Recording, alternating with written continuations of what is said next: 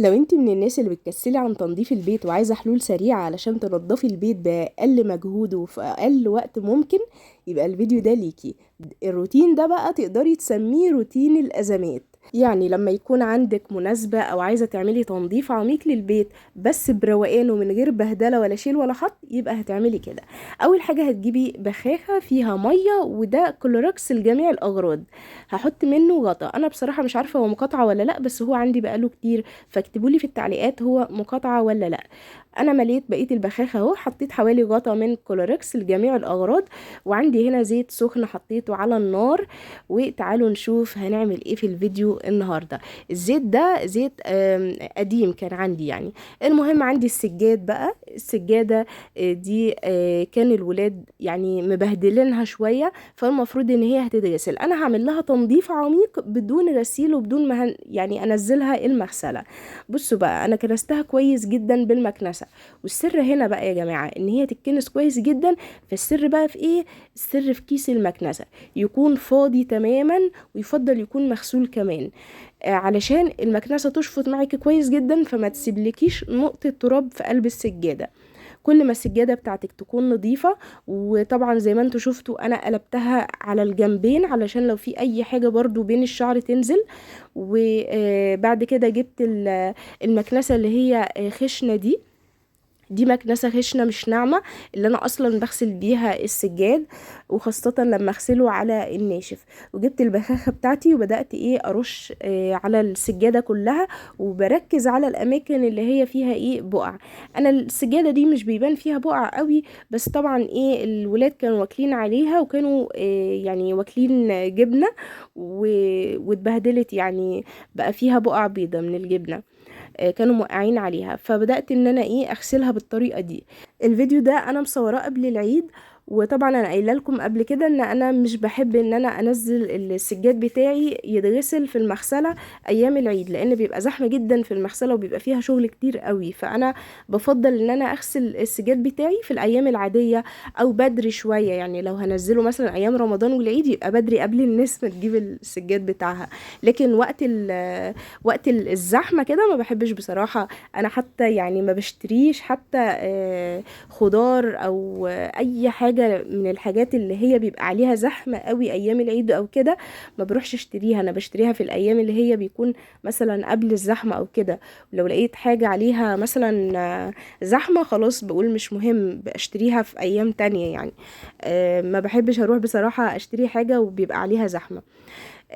هنا بقى بدأت ان انا بنفس البخاخة اخد بقى الحيطان بتاعتي كلها. الخطوة دي قايله لكم برضو قبل كده ان ولادي هم اللي بيعملوها، فانا حبيت ان انا اعيد على الاماكن اللي هي مثلا ما قدروش ان هم يعملوها. آه، قررت ان انا ايه اخد الزراير كمان بالمرة. بس ما باخدش اي حاجة بقى على الزراير، هي الفوطة اصلا كان فيها يعني مبلولة حاجة بسيطة قوي مكان الحيطان مكان ما عملتها. فبدأت ان انا على فيش الكهرباء اخد بس بالفوطة كده ونطفت معايا على طول.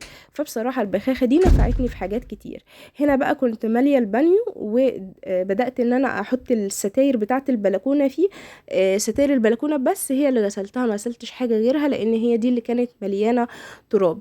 عايزه اقول لكم انا حطيتها كده في البانيو وحطيت عليها المسحوق وكده، بس انا ما غسلتهاش بايدي. يعني انا قعدت اعملها كده بايدي لقيتها بقى تقيله. اتعاملت معاها معامله البطاطين، غسلتها برجلي. فنزلت عليها، عايزه اقول لكم ما خدتش اي مجهود ولا اي وقت خالص، واتغسلت على طول.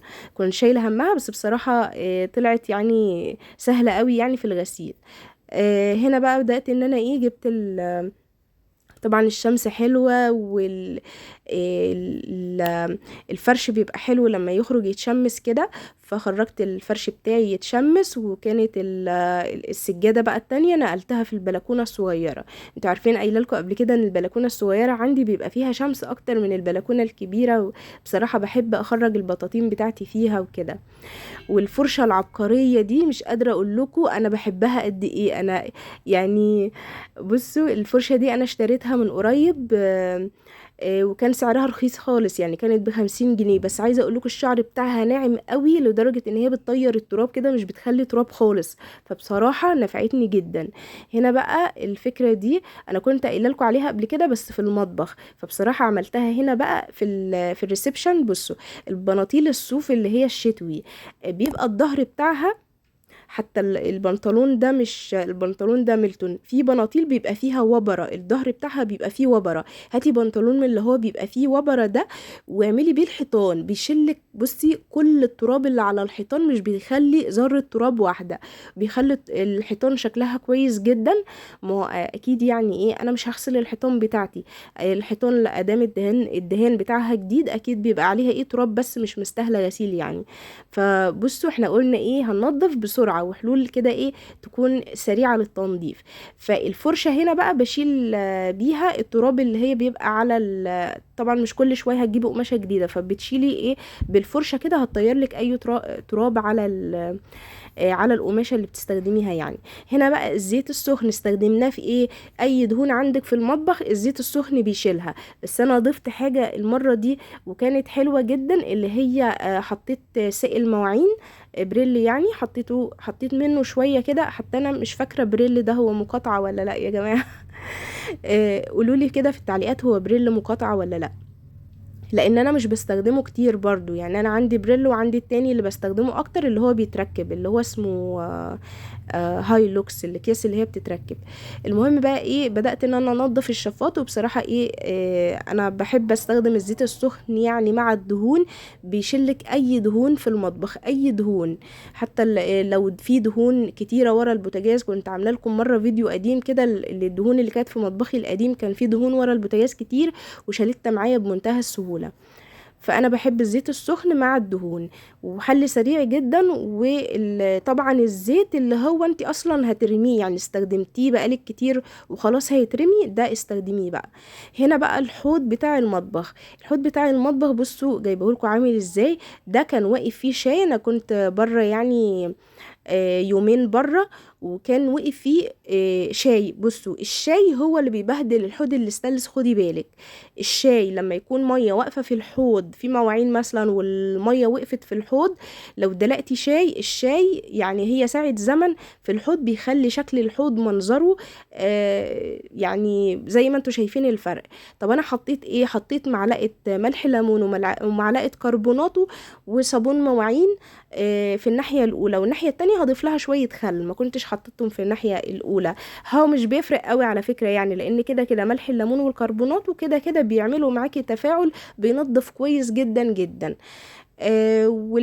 وصابون المواعين معاهم علشان يعني يبقى فيه تفاعل وكده، لان الاتنين على بعض مش هيبقى مش هينضفوا زي ما يكون معاهم صابون.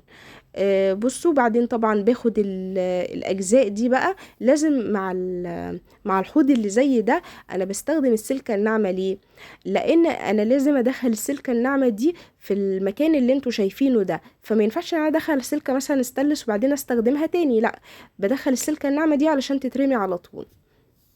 وزي ما انتوا شايفين الحوض، علشان الفيديو اللي فات كان فيه تعليق بيقولوا لي بتلمعي الحوض ازاي، وده كان فيديو النهارده. لو حسيتي ان الفيديو مفيد ليكي حطي لايك على الفيديو وسيبيلي تعليق جميل زيك.